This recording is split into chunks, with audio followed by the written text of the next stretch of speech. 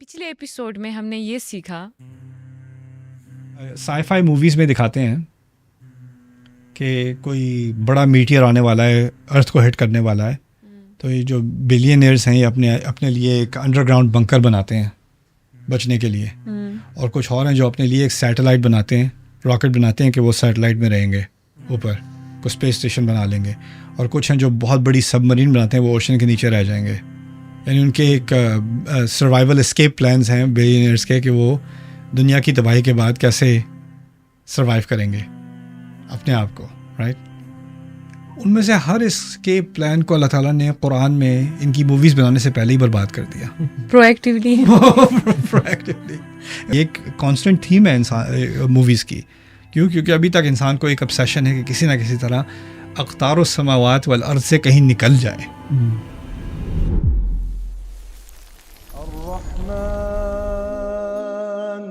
علم القرآن.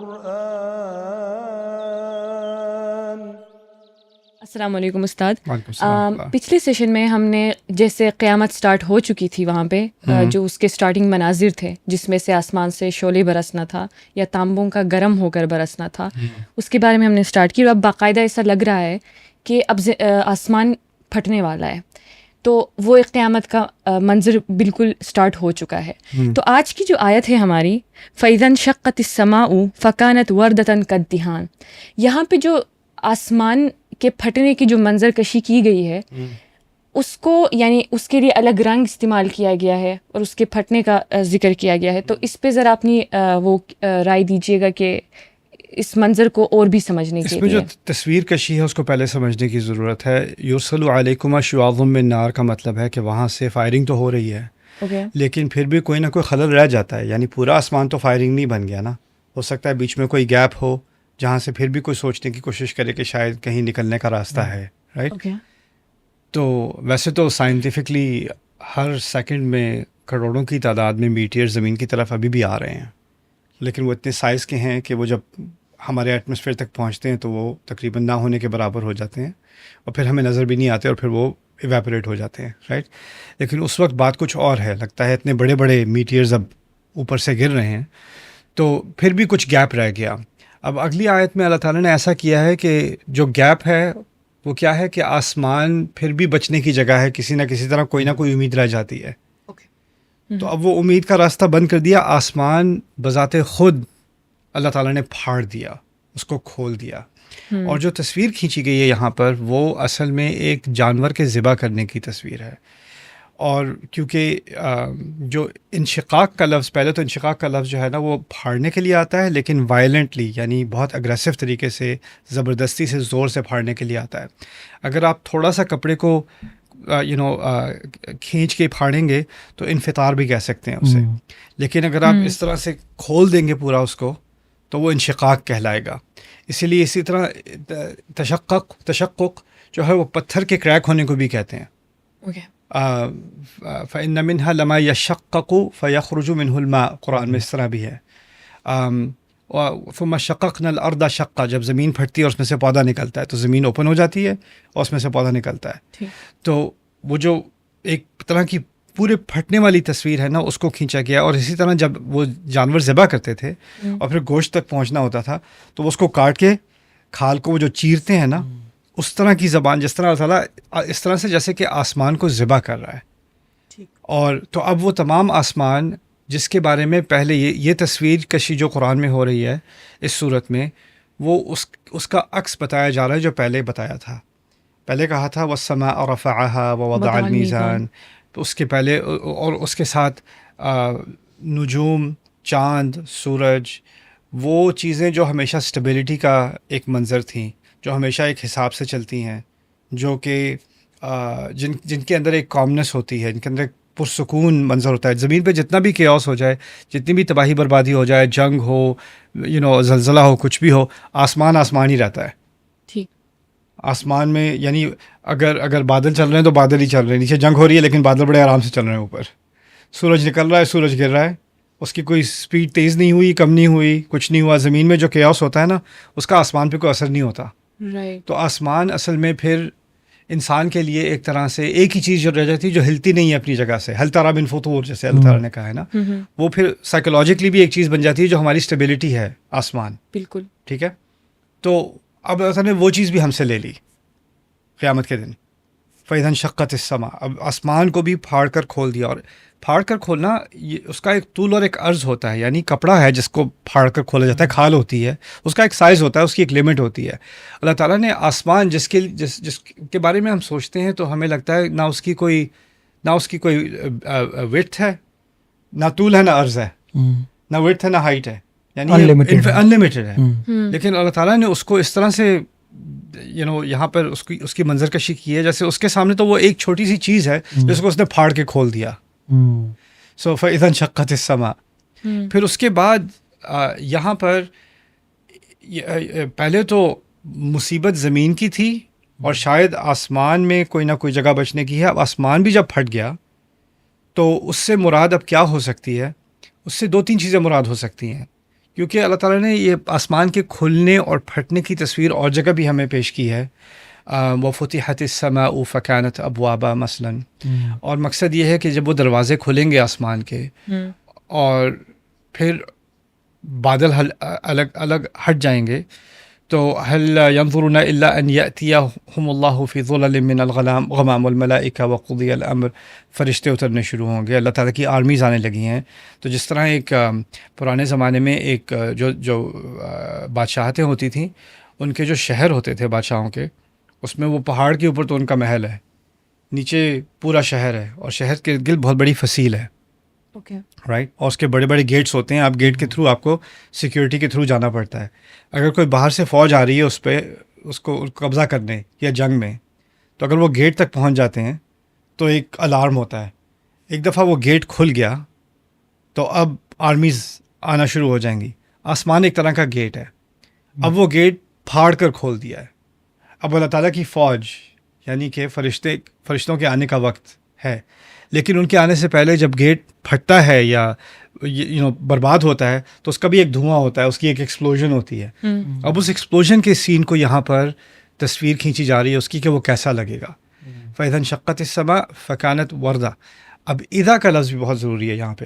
اذا المفاجئیہ ہے یہ اور المفاجأہ ہے، یعنی کہ یہ ایسا اذا ہے جو ایک دم سے، یعنی پہلے ہی شاکنگ چیز ہو رہی تھی لیکن ایک دم سے اس سے کہیں بڑا شاک ہو گیا.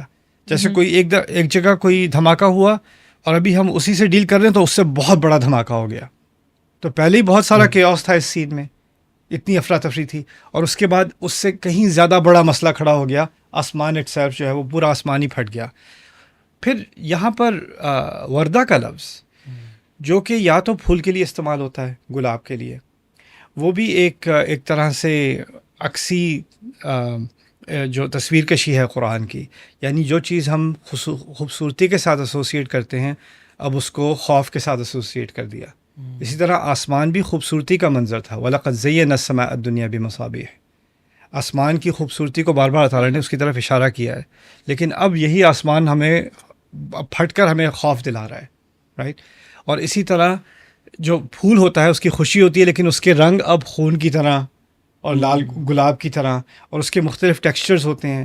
تو کہیں سے کہیں بلیڈنگ ہو رہی ہے، کہیں سے کہیں بلیڈنگ ہو رہی ہے، اور مختلف کلرز کے جو ہیوز ہیں وہ آپس میں مکس ہو رہے ہیں. تو آسمان کا ایک رنگ نہیں رہا، اس کے بہت سارے رنگ شروع ہو گئے. فکانت وردتاً. پھر وردہ کا لفظ عربی میں جو شیر کی کچھ شیر جو ہیں ان کی کھال کی جو رگت ہوتی ہے وہ اس میں لالی ہوتی ہے، ریڈنس ہوتی ہے، اس کو بتایا جا رہا ہے. اب اندازہ کریں آسمان جو ہے ابھی نیلا ہے، اس کی وجہ سے ہمیں سمندر نیلا لگتا ہے. آسمان کی جو روشنی ہے، جو اس کا ٹیکسچر ہے، اس کا اثر ہماری جو چیز ہمیں نظر آتی ہے وہ اس کے وجہ سے نظر آتی ہے. بالکل. تو اس کے کلر اگر آسمان گرے ہو گیا یا آسمان ڈارک ہو گیا تو سمندر بھی ڈارک ہو جاتا ہے. رات ہوتی ہے تو سمندر کالا لگتا ہے. رائٹ. ہماری پوری ہمارا جو ویو ہے دنیا کا دن میں اور رات میں، اس کا جو ٹیکسچر ہے، جس رنگ سے وہ ہمیں نظر آتا ہے، وہ اصل میں ہم آسمان پر ڈیپینڈ کرتا ہے. جس طرح ابھی اگر اس کمرے میں کوئی گرین لائٹ آن کر دے تو ساری چیزیں گرین لگنی شروع ہو جائیں گی، ریڈ لائٹ آن کر دے ریڈ لگنی شروع ہو جائیں گی. بالکل. رائٹ. تو اگر ایک روشن دن ہے اور دھوپ نکلی ہوئی ہے تو ہر چیز اپنے نارمل رنگ میں سامنے آئے گی. اگر آسمان لال ہو گیا, خونی لال ہو گیا, تو اب اندازہ کرو ہم کیسے دیکھیں گے ایک دوسرے کو. لال. اور یعنی پوری دنیا اب خون میں ڈوب گئی ہے. اب تو کہیں کوئی نارمل سی نظر ہی نہیں آ رہا. تو یہ فَإِذَا انشَقَّتِ السَّمَاءُ فَكَانَتْ وَرْدًا کہ اندر صرف آسمان پر ہی اثر نہیں پڑا, اب تو اوپر دیکھ کے ڈر لگتا ہے, لیکن یہاں بھی اس کے اثرات تو نیچے نظر آتے ہیں. تو یہ سب چیزیں لال کیوں ہو گئی؟ اوپر دیکھا تو اور ہی بہت برا حال ہے. رائٹ. سو دس از فَكَانَتْ وَرْدَةً. اور اس کے بعد کدھان, پھر اس کی تشبیہ دی ہے دھان کے ساتھ. اور دھان اصل میں تیل کو کہتے ہیں. اور تیل جو ہے وہ جب پکڑا ہوتا ہے تو اس کا ٹیکسچر ڈارک ہو جاتا ہے اور پھر وہ پھٹنا شروع کر دیتا ہے. یعنی وہ کبھی کبھی تیل آپ فرائی کر رہے ہوں تو اس کے چھوٹے چھوٹے ٹپکے جو ہیں وہ قطرے وہ نکلنا شروع ہو جاتے ہیں فرائنگ پین کے اندر سے نا. تو اس طرح کی ایکسپلوژنز ہو رہی ہیں آسمان کے اندر کہ وہ دھان کی طرح, ایک تو وہ پھٹا ہے اور پھر پگھلنا شروع ہو گیا آسمان, گرنا شروع ہو گیا آسمان. یہ اصل میں اللہ تعالیٰ نے تصویر مکمل کی ہے جو میزان پہلے بتایا تھا نا. اور میزان میں ہر چیز اپنی جگہ پر ہوتی ہے. میزان میں ایک چیز کا وزن ہوتا ہے, ایک چیز کا مقام ہوتا ہے, وہ جہاں ہونی چاہیے وہیں پہ رہتی ہے. وَوَضَعَ وَالسَّمَاءَ رَفَعَهَا وَوَضَعَ الْمِيزَانَ. اب وہ میزان پوری طرح سے توڑ دیا گیا ہے. رائٹ. تو پہلے اس میزان کو پوری طرح اسٹیبلش کیا, بنایا, الشمس والقمر بحسبان والنجم والشجر یسجدان. اور اب اسی آسمان کو, اس کی میزان کو پوری طرح برباد کر دیا گیا. کیوں برباد کر دیا گیا ہے؟ کیونکہ دو ہی میزان ہیں, ایک ہے میزان آسمانوں کا اور ایک ہے میزان ہمارے اعمال کا. رائٹ. جب تک وہ آسمان اپنی جگہ پر ہے تو آپ کا میزان ابھی چھپا ہوا ہے. جب آپ کا میزان سامنے آئے گا تو ایکسپوز ہو گیا, تو وہ میزان گیا. تو یعنی کہ جب وہ میزان گیا تو انسان کو اندازہ ہو جائے گا یہ میزان تو برباد ہو گیا, اس کا مطلب ہے میرا میزان آنے لگا ہے, میرے میزان کا وقت آ گیا ہے. تو اللہ تعالیٰ نے اس طرح سے اس دن والوزن یومئذ الحق, اس دن جب وزن کیا جائے گا تو وہی اصل ہوگا. اور اس کی اصلیت اتنی بڑی ہے کہ اس وقت تو سورج اور ستارے جو یہ ہیونلی باڈیز ہیں جن کا ہمارے حساب سے, ہماری فزکس کے حساب سے ان کا سائز, ان کا ویٹ اتنا زیادہ ہے کہ ہم اس کے سامنے کچھ بھی نہیں ہیں. یونیورس کا سائز کیا ہے, اور چاند کا یا سورج کا میس کیا ہے, اس کا وزن کیا ہے. اب ان چیزوں کو بے وزن بنا کے ہماری چھوٹے اعمال جن کا ہم کچھ وزن سمجھتے ہی نہیں تھے, اب وہ وزنی ہو گئی, اب وہ وزنی ہو گئی ہیں. اب وہ وزنی ہو گئی ہیں. اب والوزن یومئذ الحق. تو ایک تو یہ جانور کی امیجری سمجھنا ضروری ہے کیونکہ قرآن میں کھیت کی امیجری, کھیت کی تصویر کشی اور کھیت سے متعلق اور جانور سے متعلق, عام طور پہ کھیت سے متعلق جانوروں کی اور پانی سے متعلق, یہ تین تصویریں جو ہے نا قرآن میں بہت زیادہ ریپیٹ ہوتی ہیں. بالکل. تو ابھی بھی اگر آپ شروع میں دیکھیں تو کھیت کی امیجری تھی یا باغبانی کی امیجری تھی شروع میں, پھر پانی کی بھی امیجری تھی. رائٹ. تو یہ امیجریز چلتی رہتی ہیں ساتھ ساتھ. بس ایک جانور کی امیجری رہ گئی تھی اس سین میں, کیونکہ فارم میں کیا ہوتا ہے, ایک تو پودے ہوتے ہیں, دوسرا جانور ہوتا ہے, تیسرا پانی ہوتا ہے. 3 ایلیمنٹس ہوتے ہیں. وہ تینوں ایلیمنٹس یا تو کبھی بارش کی مثال دے گا اللہ تعالیٰ, کبھی اصابت حرث قوم ظلموا انفسہم, کبھی کھیتی کی مثال دے گا. اور یہ 3 چیزیں کیوں ہیں؟ کیونکہ یہ ہم سمجھتے ہیں یہ پرانے زمانے کی بات ہے, کسی دیہات کی بات ہے, وہاں کھیتی ہوتی ہے. آج تک ہیومن سویلائزیشن کا انحصار کس چیز پر ہے؟ ایگریکلچر پر ہے. جس سوسائٹی میں ایگریکلچر نہیں ہے وہ اس کی اتنی ہیوی ڈپینڈنسی ہے اس کے اوپر, اتنا زیادہ اس کا جی ڈی پی استعمال ہوتا ہے صرف باہر سے امپورٹ کرنے میں کہ یہ گڈز ہمارے پاس نہیں ہیں, ہمیں چاہیے. جیسے کچھ سال پہلے, اب تو پتہ نہیں کیا ہے صورتحال قطر میں, قطری جو ہیں وہ ہزاروں کی تعداد میں گائے امپورٹ کرتے ہیں تاکہ وہاں پر لوکل دودھ آ سکے. رائٹ. اور یہاں سے آسٹریلیا کے زیادہ تر جو فارمز ہیں وہاں پر حلال میٹ ڈسٹریبیوٹ ہوتا ہے, کیونکہ یہاں ملیشیا, انڈونیشیا میں جہاں سے قریب ہے, ان کے پاس پولٹری کی کمی ہے اور ان کے پاس میٹ کی کمی ہے, تو ان کا زیادہ تر میٹ آسٹریلیا سے آتا ہے. وہاں سے یہ امپورٹ کرتے ہیں. ایک ڈپینڈنسی ہے دنیا کی. جو اس طرح سے آپریٹ کرتی ہے. تو اللہ تعالیٰ نے اس نظام کو, اس کی تصویر کشی کو بار بار یوز کیا ہے کیونکہ وہ ہمیشہ ریلیونٹ رہے گی ہمارے لیے. رائٹ. اس سے ہم باہر نہیں نکل سکتے. صحیح.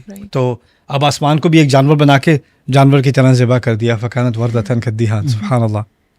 تو ہم نے پہلے بھی اس بارے میں بات کی کہ جہنم کا ذکر ایک نعمت ہے ہمارے لیے, کہ ہم پہلے سے انفارم ہو جاتے ہیں کہ اللہ تعالیٰ نے نعمت کے طور پر ہمیں یہ چیز بیان کی ہے. تو میں چاہوں گا کہ اس خاص ورس کو ہم کیسے سمجھیں ایز اے نعمت ہمارے لیے. اصل میں اس میں جو نعمت کیا چیز ہے کہ انسان شر سے بچے اور بھلائی کی طرف رجحان ہو, جو چیز اس کو نفع دے اس کی طرف وہ ڈائریکٹ ہو جائے.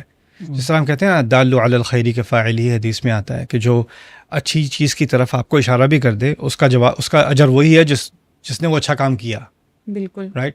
آپ نے کسی ڈاکٹر کو ہسپتال کی ڈائریکشنز دے دیں کہ اس کی سرجری کے لیے وہ لیٹ ہو رہا ہے, تو اس سرجری کا اجر بھی آپ کو مل گیا کیونکہ آپ نے اس کو ڈائریکشنز دے دی. الدال علی الخیر کا فاعل ہی. رائٹ. اللہ تعالیٰ نے ہمیں جب یہ آسمان کے بارے میں اس قسم کی تصویر کشی کی ہے, آسمان سے اونچی ہمارے نزدیک کوئی چیز نہیں ہے, اور اونچائی سے ہم رتبے کو ایسوسیٹ کرتے ہیں. جو جتنی اونچی چیز ہے اتنا اس کا اتنا رتبہ ہے. ٹھیک ہے. تو اسی لیے پرانے کلچرز میں اور پرانے مذہبوں میں پہاڑوں کی بڑی عزت تھی, اور پہاڑوں کی بلکہ عبادت بھی کی جاتی تھی کیونکہ وہ اونچے ہیں. بادلوں کی عزت کی جاتی تھی, بادلوں کی عبادت کی جاتی تھی. بڑے بڑے ٹیمپلز بنے تھے جو ستاروں کی سمت میں تھے کیونکہ ستارے اونچے ہیں. تو چاند کا بھی ایک خدا تھا, سورج کا بھی ایک خدا تھا, جیسے فرائضہ کے ہاں سورج بھی ایک خدا تھا. جو چیز اونچی ہوتی ہے اس کا رتبہ ہوتا ہے. اور پھر ہماری سوسائٹی میں بھی کیا ہوتا ہے, جس کا علم اونچا ہو وہ رتبے والا, جس کا مال زیادہ ہو وہ رتبے والا, جس کا اقتدار زیادہ ہو وہ رتبے والا. اب سب سے زیادہ اونچی چیز جس کو ہم امیجن کر سکتے ہیں وہ کیا ہے؟ آسمان. اور سب سے نچلی چیز جو سب سے ہمبل چیز ہے نا, وہ ایک جانور ہے جو کسی کی ملکیت ہے, جس کو آپ ذبح کریں, ذبح کرنا چاہیں تو ذبح کر دیں, اس کا دودھ لینا چاہیں تو دودھ دے لیں, پلانا ہے تو پلا دیں, مارنا ہے تو مار دیں, کھانا ہے تو کھا لیں. بالکل. تو جو سب سے ہمبل پوزیشن ہے نا وہ ڈومیسٹیکیٹڈ اینیمل کی ہے, یعنی کھیتی باڑے والے جانور کی ہے. اب جب اس جانور کے ساتھ اس سب سے اونچی چیز کو سب سے نیچی چیز کے ساتھ تشبیہ کر دی, رائٹ, اس ذبح کی انالوجی میں, تو انسان کو ایک چیز سمجھ میں آ گئی کہ اللہ تعالیٰ نے مجھے اونچا مقام تو دیا ہے, لیکن مجھے میری بچائی اسی میں ہے کہ میں اپنی اوقات کو سمجھوں. تو اور جب اللہ چاہتا ہے وہ یہ کر سکتا ہے سب سے اونچی مخلوق کے ساتھ, تو میں کیا چیز ہوں؟ میں اپنے آپ کو اتنا اونچا کیوں سمجھتا ہوں؟ میری اونچائی تو اس آسمان کے مقابلے میں کچھ بھی چیز نہیں ہے. تو یہ جو نعمت اللہ تعالیٰ نے ہمیں اس آیت میں دی ہے وہ ہماری ہیوملٹی ہے, وہ ہماری انا کا توڑ ہے, ہماری اپنی جو میں بڑی چیز ہوں, میں بڑی اونچی چیز ہوں. اور اونچا کیا ہوتا ہے؟ کسی اور کو نچلا دیکھنا. رائٹ. بالکل. تلک الدار الآخرہ لا نجعلها للذین لا یریدون علوا فی الارض ولا فسادا والعاقبۃ للمتقین. ہم نے یہ آخری گھر بنایا ہے ان لوگوں کے لیے جن کو اونچائی کا شوق نہیں ہے. لا یریدون علوا فی الارض, وہ علو نہیں چاہتے, دوسروں کے اوپر ہونا نہیں چاہتے, اور اسی کے ذریعے سے فساد نہیں چاہتے. اصل میں میزان کا مقصد بھی یہی ہے کہ انسان اپنی حد سے اوپر نہ جائے اور کسی کے سامنے زیادہ نہ بھڑکے. رائٹ. تو ان چیزوں کو دوبارہ سے ایک فریم میں لا کر ہمیں ایک بہت بڑا تحفہ دیا گیا ہے, ہماری ہیوملٹی. اور ہماری ہیوملٹی ہمیں اپنے ہی نقصان سے بہت بچاتی ہے. فرعون کو کس چیز نے برباد کیا؟ تکبر نے, اپنے علو ہے. ان فرعون کان عالیا فی الارض, ان فرعون کان عالیا فی الارض, علا فی الارض, انه کان عالیا من الکافرین. تو یہ اور اسی طرح قارون کو بھی اپنے علو نے برباد کیا. تو اللہ تعالیٰ اگر ہمیں اپنے علو سے بچا رہا ہے, اپنی اونچائی کے کانسیپٹ سے بچا رہا ہے, تو وہ ہمیں اپنے آپ سے بچا رہا ہے. ہمیں ہمارے اندر ہماری جو تباہی کا مواد ہے وہ ایکچولی ہماری اپنی ایروگنس بھی ہے, اپنے ہی شر سے. اس میں جو دھیان, یعنی آپ نے جیسے بات کی کہ دھیان ہوتا ہے گرم تیل کو کہتے ہیں, یعنی ابلتے ہوئے تیل کو. تو میں سوچ رہی تھی کہ آسمان اور گرم تیل میں جو مطلب یہ کون سا ریلیشن شپ ہے, کیونکہ اس سے پہلے آیتوں میں محل لفظ یوز ہوا ہے یا دوسرے, لیکن اس میں کیا ایسی بات ہے؟ تو دہن کا ایک اور معنی عربی میں جو ہے وہ اینیمل فیٹ بھی ہے, جس کا تناسب بنتا ہے ذبح کرنے سے اور لالی سے اور ان چیزوں سے. رائٹ. لیکن دھیان میں ایک, کیونکہ وہ لیکوڈ ہے, رائٹ, اور وردہ میں جو فکانت وردہ کا دھیان میں اس طرح سے ہے کہ دو تشبیہوں کو ایک کر دیا، دو الگ الگ تشبیہوں کو. ایک تشبیہ تھی لالی کی اور دوسری تشبیہ ہے تیل کی.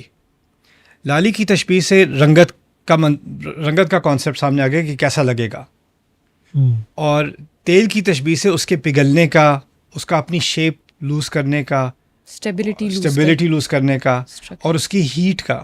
رائٹ. وہ جو ایلیمنٹس رنگ میں نہیں آئے تھے وہ اس کے ٹیمپریچر اور اس کی اسٹیٹ کے جو باقی ایلیمنٹس ہیں وہ سارے آ گئے. تو اس طرح سے ایک تصویر کے دو پہلو، جو اگر ان میں سے ایک سامنے لائی جاتی تو دوسری رہ جاتی، ان دونوں کو جوڑ دیا گیا ہے وردتاً کالدہان. رائٹ. ویسے استاد اگر آپ دیکھیں اس سے پہلے شعلوں کا ذکر ہوا تھا. جیسے آپ امیجن کریں آسمان پھٹ چکا ہے اور وہاں سے گرم گرم تانبے یا پھر شعلے برس رہے ہیں. تو جو اب آسمان ہے یہاں پہ اس کو آئل کے ساتھ تشبیہ دی گئی ہے. تو ایک پروسیس ہوتا ہے جب آپ بہت زیادہ گرم تانبا وہ کرتے ہیں، میٹل کو گرم کرتے ہیں کوئی اسٹرکچر دینے کے لیے، تو اس پروسیس کو کوئنچنگ کہتے ہیں کہ آپ اس کو پانی میں نہیں، اس کو اسٹیبلٹی دینے کے لیے اس کو آئل میں آپ ڈپ کرتے ہو تاکہ وہ کیا کرے، وہ اسٹیبلٹی گین کرے. تو یہاں پہ جب دھیان آیا ہے مجھے لگ رہا ہے اس امیجری کو وہ کمپلیٹ کر رہا ہے، پیچھے والی امیجری کو. اور اس میں ایسا لگ رہا ہے کہ جیسے دھیان یعنی وہ اسٹیبلٹی وہ اتنا گرم ہو چکا ہے کہ اب آئل بھی، کیونکہ آئل کی پانی کے بنسبت اس کی میلٹنگ پوائنٹ زیادہ، بوائلنگ پوائنٹ زیادہ ہوتی ہے. اب اس کی انٹینسٹی اتنی زیادہ ہے کہ اب دھیان بھی کیا ہو گیا، ابل رہا ہے. تو شاید یہ ریلیشن شپ بھی اس میں ہائی لائٹ ہوتی ہے. سبحان اللہ. اگلی قسط میں ہم انشاءاللہ سیکھنے جا رہے ہیں. قبیلہ ہوا کرتا تھا جس کی بڑی ان کی فخر والے لوگ تھے، تو اپنے آپ کو انف الناقہ کہتے تھے. انف الناقہ سے مراد ہے کہ اونٹ کی ناک، کیونکہ اس کی ناک اونچی ہوتی ہے. تو ہم بڑے فخر والے لوگ ہیں، اور ان کا لقب تھا انف الناقہ. تو ایک شاعر نے ان پہ جو ہجا کی اور ان کی بےزتی کی، تو ان کا نام رکھا ذنب الناقہ. تو اس طرح سے ایک دوسرے سے وہ طنز کیا کرتے تھے، ایک دوسرے کو اٹیک کرتے تھے پوئٹری میں نا.